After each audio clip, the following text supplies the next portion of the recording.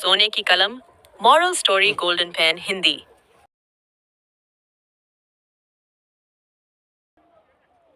समय बदला कई सालों की कड़ी मेहनत से एक दिन राजेश एक आईएएस ऑफिसर बन गया। अब तक वह सब कुछ भूल चुका था। वह दिन रात काम में लगा रहता। एक बार राजेश के पिता मधुसूदन जी। समय बदला कई सालों की कड़ी मेहनत से एक दिन राजेश एक आईएएस ऑफिसर बन गया। अब तक वह सब कुछ भूल चुका था।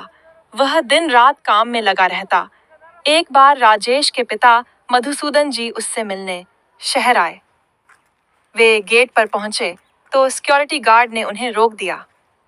उन्होंने कई बार बताया कि वे राजेश के पिता हैं, लेकिन यह सुनकर वह हंसने लगा। बहुत देर तक धूप में खड़े रहने के बाद भी जब वे उससे मिल नहीं पाए तो निराश होकर गांव की ओर चल दिए। रास्ते में उन्हें राजेश की गाड़ियों का काफिला दिखा। पिता को देख राजेश ने गाड़ी रोकी और गाड़ी से उतरकर उनके पैर छुए, फिर उन्हें गाड़ी में बिठाकर अपने घर ले गया। राजेश को इस तरह देखकर उसके पिता बहुत खुश हुए। राजेश बोला, पिताजी, अब आप चिंता मत कीजिए, गांव को छोड़ दीजिए और मेरे साथ यहाँ आकर रहिए। मधुसूदन जी बोले, बेटा, मेरा मन यहाँ नहीं लगेगा। मैं तो गांव में ही ठीक हूँ। एक बात और अपने गार्ड से कहो कि वो तुम्हें किसी से मिलने से रोके नहीं, क्योंकि कोई ना कोई मुसीबत में होगा तभी तुमसे मिलने आएगा। राजेश ने तुरंत गार्ड को बुलाकर डांटा और कहा, मुझसे कोई भी मिलने आए उसे अंदर बिठाकर पहले पानी के लिए पूछो, फिर मुझे खबर करो। उसके जाने के बाद राजेश बोला, पिताजी, गांव के क्या हाल चाल हैं? आपके खेत वगैरह? मधुसूदन जी बोले, बेटा, मैं तो तुम्हें कुछ याद दिलाने आया था। राजेश ने कहा, हाँ हाँ पापा, बताइए ना। बेटा, तुम्हें वो सोने की कलम याद है या भूल गए? मास्टर जी याद हैं, गांव के उनका कर्ज चुकाना था। मधुसूदन जी ने कहा। राजेश ने अपना सिर पकड़ लिया। पिताजी, मैं तो सब कुछ भूल गया।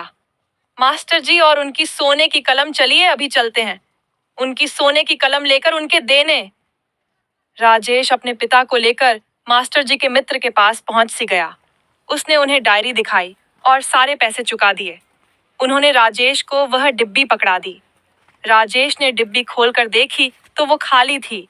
राजेश ने गुस्से में कहा, लगता है आपकी नीयत में खोट आ गया।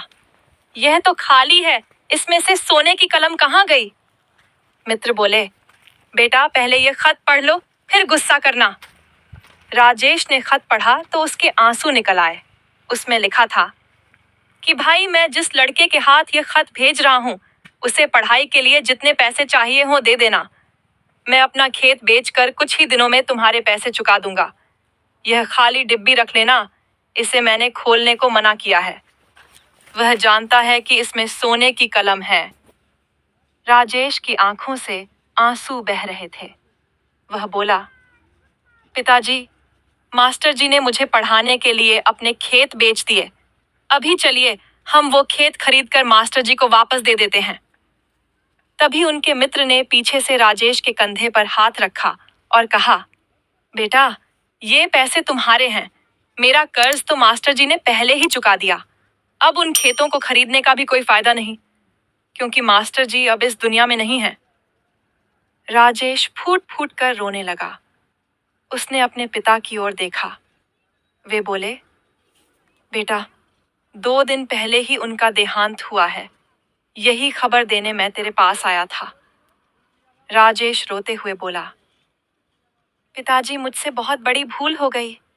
अफसर बनते ही मैं सब भूल गया। काश मैं उनका कर्ज उतार पाता।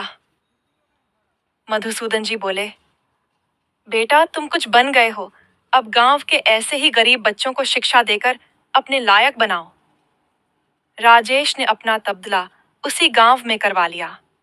अब वह नौकरी के साथ साथ गरीब बच्चों को पढ़ता भी था। राजेश ने अपना तबदला उसी गांव में करवा लिया। अब वह नौकरी के साथ साथ गरीब बच्चों को पढ़ता भी था।